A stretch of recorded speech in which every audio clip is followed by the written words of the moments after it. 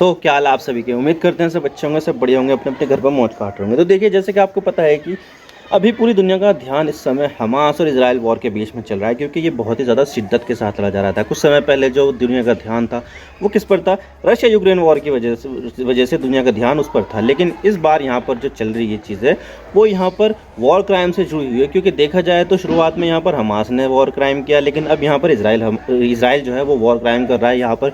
और जो पूरा का पूरा गाज़ा है उसको पमल कर रहा है, यानी कि वहाँ पर कारपेट बॉम्बिंग करके पूरा पूरा गाज़ा को यहाँ पर बर्बाद कर रहा है। और उसमें यहाँ पर 7,000 से भी ज़्यादा लोगों की जान चली गई है। और ये जो आंकड़ा है वो लगातार बढ़ता ही जा रहा है, और ये जो कहाँ पर जाकर रुकेगा कुछ नहीं पता। और यहाँ पर जो इजराइल का जो प्लान है वो ग्राउंड इन्वेजन करने का प्लान है गाज़ा का। लेकिन यहाँ पर इतनी सारी चुनौतियाँ होने के बावजूद यहाँ पर अभी तक भी इजराइल ग्राउंड इन्वेजन नहीं कर पाए। छुटपुट जो यहाँ पर थोड़ी बहुत रेड थी टैंकों के साथ जाकर वो किया, लेकिन अभी तक यहाँ पर कंप्लीटली इन्वेजन नहीं किया है। और इसके पीछे क्या वजह है, इसके लिए मैंने एक अलग से वीडियो बना दी है, आप उसको चेकआउट कर सकते हैं। लेकिन यहाँ पर अब एक कतर देश, छोटा सा देश है यहाँ पर मिडिल ईस्ट में आने वाला, तो वहाँ पर 8 जो इंडियन वेटरन नेवी के ऑफिसर्स थे जो कतर की जेल में बंद थे, उनको यहाँ पर कतर की सरकार ने डेथ सेंटेंस दे दिया है। और जैसे यहाँ पर इन फॉर्मर नेवी ऑफिसर्स को डेथ सेंटेंस मिला, तो यहाँ पर जितना भी शिफ्ट था इजराइल हमास वॉर के बीच में, सारा का सारा जो फोकस है अब इस मामले में चला गया है कि किस तरह से यहाँ पर जो दूसरे देश की जो सरकार है वो यहाँ पर इंडिया के जो नेवी के जो ऑफिसर्स रह चुके हैं वो यहाँ पर उनको डेथ सेंटेंस मिल गया। और भारत का क्या कहना है, क्या चीज़ होगी, क्या भारत यहाँ पर इंटरवीन करेगा उनको बचाने के लिए, ये सब देखने वाली बात होगी। और इसके बारे में आज पूरी डिटेल के साथ बात कर देंगे यहाँ पर भारत क्या कदम उठा सकता है। और ये जो 8 लोग हैं जिनको कतर की सरकार ने डेथ सेंटेंस दिया है, क्या भारत उनको बचा पाएगा या नहीं। तो चलिए आज इसके बारे में पूरी डिटेल के साथ बात करते हैं। तो चलिए शुरू करते हैं। तो सबसे पहले ये जान लेते हैं कि जो नेवी वेटरन है वो क्या होते हैं। तो देखिए, वेटरन का मतलब ये होता है कि अपनी सर्विस देने के बाद उस सर्विस को टाटा बाय बाय कर देना। यानी कि यहाँ पर जो नेवी के जो वेटरन है उन्होंने यहाँ पर पहले नेवी में काम किया था, इंडियन नेवी में, और उसके बाद ये अपनी अपनी जॉब में लग गए। कुछ यहाँ पर बहुत सारे ऐसे थे जो टेक्निकल चीज़ें जानते हैं, और कुछ जो है ना वेपन्स के बारे में काफ़ी ज़्यादा जानते हैं। तो यहाँ पर वो अपनी अपनी कैपेसिटी से अल दहरा कुछ कंपनी है जो डिफेंस के मामले में यहाँ पर काम करती है कतर की सरकार में, कतर के देश में मतलब के, तो वहाँ पर काम करती थी। तो उनके में यहाँ पर जॉब लग गई और वहाँ पर वे काम कर रहे थे। और ये एक इटालियन एक सबमरीन थी, स्टेल्थ सबमरीन थी, यानी कि स्टेल्थ वो चीज़ होती है जो रडार की पकड़ में नहीं आती है। तो एक इटालियन स्टेल्थ सबमरीन के ऊपर ये काम कर रहे थे, क्योंकि यहाँ पर जो नेवी है जो चीज़ है वो यहाँ पर ये सारी जो चीज़ें है वो समझती है कि स्टेल्थ सबमरीन क्या होती है, वॉरशिप क्या होती है, फ्रिगेट क्या होती है, डिस्ट्रॉयर क्या होती है। तो ये भी जो नेवी के जो वेटरन्स है ये सब इसके बारे में जानते थे, और यहाँ पर ये अल दहरा कुछ कंपनी है उसमें काम करते थे।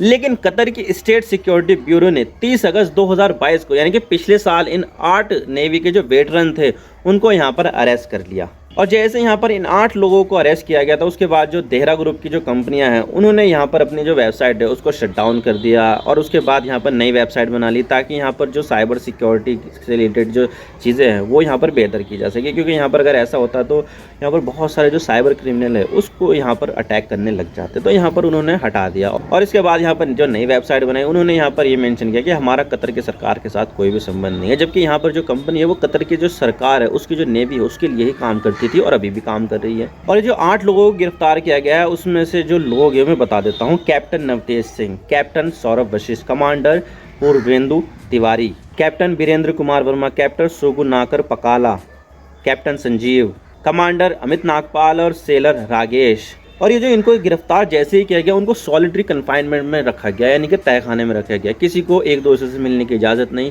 कोई वहाँ पर उसके आसपास जा नहीं सकता था, वहाँ पर प्रकाश की व्यवस्था कुछ नहीं होती, यानी कि अंधेरी काल कोठरी में यहाँ पर जेल में बंद कर दिया गया। और उसके बाद यहाँ पर चार्जेस लगाए गए, और जो चार्जेस लगाए गए उसमें यह था कि उन्होंने यहाँ पर कतर की सरकार के अगेंस्ट जासूसी की है, और जो जासूसी की है वो इजराइल के लिए की है। मैं आपको बता दूं कि कतर की सरकार का इजराइल की सरकार से कोई कनेक्शन नहीं है, कोई डिप्लोमेटिक संबंध नहीं है, और जो कतर है वो यहाँ पर इजराइल को एक देश मानता भी नहीं है। तो यहाँ पर जो दोनों के बीच में काफ़ी ज़्यादा दुश्मनी देखी जा सकती है। और जो कतर है वो एक अरब देश है, तो आपको तो जाहिर सी बात पता है कि जो अरब देश है उसका इजराइल के साथ कितना ज़्यादा घनिष्ठ संबंध है। घनिष्ठ संबंध छोड़िए, यहाँ पर दुश्मनी समझ लीजिए कि यहाँ पर जो कतर की सरकार है वो इजराइल को एक देश के तौर पर मानती ही नहीं है। तो यहाँ पर जो चार्जेस लगाए गए हैं जासूसी के वो काफ़ी ज़्यादा तकड़े हैं, क्योंकि कतर की सरकार इजराइल को एक दुश्मन की तरह मानती है। तो यहाँ पर अगर इस तरह के चार्जेस लगाए जाएंगे, इस तरह की जो चीज़ें होगी, वो कतर की सरकार काफ़ी ज़्यादा सेंसिटिव है। और अभी तक भी इजराइल ने इस पूरे मामले में कोई कमेंट नहीं किया। और इस तरह की जो चीज़ें होती हैं उसमें ये जो देश होते हैं वो बोलते भी नहीं है कि हमारा कोई आदमी पकड़ा गया है, पकड़ा नहीं गया है। वैसे देखा जाए तो कतर की सरकार ने इसको 30 अगस्त 2022 में पकड़ा था, लेकिन यहाँ पर जो सरकार है उनको इसके बारे में कई हफ्तों बाद पता चला।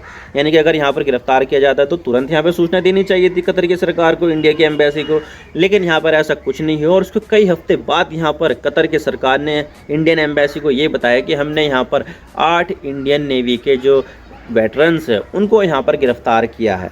और जो मिनिस्ट्री ऑफ एक्सटर्नल अफेयर है उन्होंने यहाँ पर सारे के सारे जो अपने रिसोर्सेज थे वो सारे लगा दिए कि किस तरह से यहाँ पर इनको बचाना चाहिए। और ये सारी की सारी जो चीज़ें हैं वो मिनिस्ट्री ऑफ एक्सटर्नल अफेयर्स यानी कि विदेश मंत्रालय देख रहा था। और इसके अलावा यहाँ पर पिछले साल कतर में ही फीफा फुटबॉल का वर्ल्ड कप भी हुआ था, और उसके लिए यहाँ पर जो भारत के जो उपराष्ट्रपति है जगदीप सिंह धनखड़ वो गए थे वहाँ पर ओपनिंग सेरेमनी में, और वहाँ पर वो उन्होंने देखा भी था कि किस तरह से फुटबॉल किया जा रहा है वहाँ पर।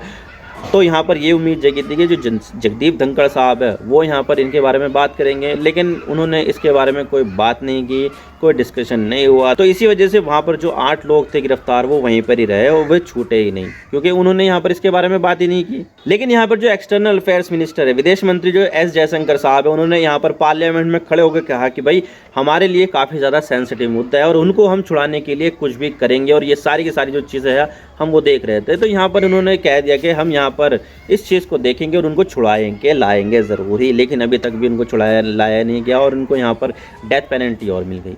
और डेथ पेनल्टी मिलने के बाद यहाँ पर जो मिनिस्ट्री ऑफ एक्सटर्नल अफेयर्स है उन्होंने यहाँ पर ये कह दिया है कि हम यहाँ पर सभी लोगों के टच में हैं, कतर की सरकार के भी टच में हैं, और जो लोगों को डेथ सेंटेंस मिला है उनकी फैमिली के भी टच में है। और यहाँ पर हम पूरे जो जजमेंट है उसकी वेट कर रहे हैं कि जो डिटेल जजमेंट आएगा वो कब आएगा, और उसको हम यहाँ पर एग्जामाइन करेंगे और सारे के सारे जो लीगल ऑप्शंस हैं वो देखेंगे कि भाई यहाँ पर हमारे लिए क्या पॉसिबल चीज़ है जिसको हम यहाँ पर इनको बचाया जा सके। तो यहाँ पर अभी देखा जाएगा कि सरकार यहाँ पर आगे क्या करती है। अभी इनके बारे में कुछ बताया नहीं गया, कि बस ये बताया जा रहा है कि हम यहाँ पर जितने भी लीगल जो चीज़ें हैं वो सारी की सारी देखेंगे और उसको एक्सप्लोर करेंगे। लेकिन यहाँ पर ये जो चीज़ें हैं वो इतनी ज़्यादा आसान लगने वाली है नहीं, क्योंकि यहाँ पर इनको डेथ सेंटेंस मिला है, और वो भी किस लिए?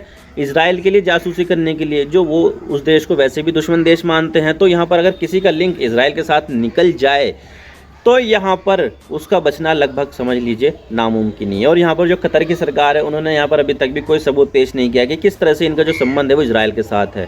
और मुझे नहीं लगता कि यहाँ पर जो कतर की सरकार है वो ये सब चीज़ें डिस्क्लोज करने वाली है। तो मुश्किल ये लग रहा है कि यहाँ पर जो ये 8 लोग हैं उनका निकल पाना। लेकिन सरकार यहाँ पर देख रही है कि किस तरह से यहाँ पर इनको बचाया जा सके। सरकार का तो यही कहना है, अब देखिए आगे क्या होता है। ये तो ऊपर वाला बता सकता है, या फिर सरकार बता सकती है भारत की, या फिर कतर की जो सरकार है वो बता सकती है। वैसे देखा जाए तो भारत के जो संबंध है कतर के साथ वो काफ़ी अच्छे माने जाते हैं, और यहाँ पर लगभग 8 लाख के जो लगभग इंडियंस हैं वो वहाँ पर काम करते हैं वेरियस फील्ड में, चाहे वो गैस की फील्ड हो या फिर ऑयल की फील्ड हो। और यहाँ पर 2021 में तो जो सबसे ज़्यादा LNG मंगाई गई थी भारत ने वो यहाँ पर कतर से मंगाई गई थी। तो कतर से यहाँ पर भारत की ज़रूरतों का 40% यहाँ पर इंपोर्ट किया गया था। और यहाँ पर जो दोनों देशों के बीच में बायलैटरल रिलेशन है वो भी काफ़ी ज़्यादा मजबूत माने जाते हैं, क्योंकि यहाँ पर जो कतर के जो अमीर है अल थानी वो 2015 में यहाँ पर इंडिया विजिट करके गए थे। और मोदी जी के जो दोस्ती है वो अरब देशों के साथ काफ़ी ज़्यादा अच्छी मानी जाती है। लेकिन यहाँ पर मोदी जी भी इन सबको छुड़ाने के लिए कुछ खास कर नहीं पाए हैं। बस यहाँ पर यही बताया गया है कि हम यहाँ पर छुड़ा लेंगे, हम सारे लीगल मैटर्स जो है वो डिस्कस कर रहे हैं कि क्या चीज़ें सामने निकल कर आएगी। लेकिन अभी तक भी मुझे नहीं लगता कि सरकार यहाँ पर कुछ ज़्यादा आगे करने वाली है, क्योंकि यहाँ पर जो चार्जेस लगा है वो इजराइल के लिए जासूसी करने का लगा है, जो वैसे भी वो वहाँ पर छोड़ने वाले नहीं हैं। और जो कतर है वो एक इस्लामिक देश है जो शरिया के हिसाब से चलता है, तो शरिया के हिसाब से काफ़ी ज़्यादा कठोर सज़ाएं दी जाती है। और जो डेथ सेंटेंस दिया गया है वो शरीयत के हिसाब से बहुत ज़्यादा कठोर सज़ा है। एक देश के लिए जासूसी करना, वो भी दुश्मन देश के लिए, ये काफ़ी ज़्यादा सेंसिटिव मामला हो जाता है दूसरे देश के लिए भी। वैसे देखा जाए तो भारत सरकार भी अगर कोई फॉरेनर इंडिया के अंदर क्राइम करता है तो उसको भी दूसरे देश में एक्स्ट्राडिट करती नहीं है। तो ऐसे यहाँ पर जुडिशियल सिस्टम कतर का भी है। कतर भी यहाँ पर ऐसा कुछ करना चाहती नहीं है कि भाई यहाँ पर जो हमारे यहाँ पर जो क्राइम करता है हम उसके क्राइम की सज़ा दूसरे देशों के ऊपर ठापते हैं। तो इस तरह से भी यहाँ पर उनका जुडिशियल सिस्टम काम करता है। लेकिन सारे के सारे ऑप्शन जो है वो ख़त्म नहीं हुए हैं, क्योंकि देखा जाए तो इन फैमिली मेम्बर्स ने इन 8 लोगों को बचाने के लिए मर्सी पिटिशन फाइल कर दी है कतर के अमीर के सामने कि भाई यहाँ पर जो है कि आप इनको माफ़ कर दीजिए, इनकी जो मौत की सज़ा है उसको या तो ख़त्म कर दो या फिर उसको जो है ना कैद की सजा दे दो, मौत की सजा मत दो। तो इस तरह से यहाँ पर मर्सी पिटीशन डाली गई है। अब देखिए यहाँ पर जो मर्सी पिटीशन के ऊपर जो मामले किए जाते हैं कि किसको यहाँ पर माफ़ी देनी है, किसको नहीं देनी है, वो या तो ईद के दिन या रमज़ान के दिन या फिर बकरा ईद के दिन दी जाती है, या फिर जो कतर का जो नेशनल हॉलीडे है उसको दी जाती है। तो अभी यहाँ पर ईद, रमज़ान और जो बकरा ईद है वो तो आसपास नहीं है, लेकिन यहाँ पर कतर का नेशनल हॉलीडे आसपास है 18 दिसंबर।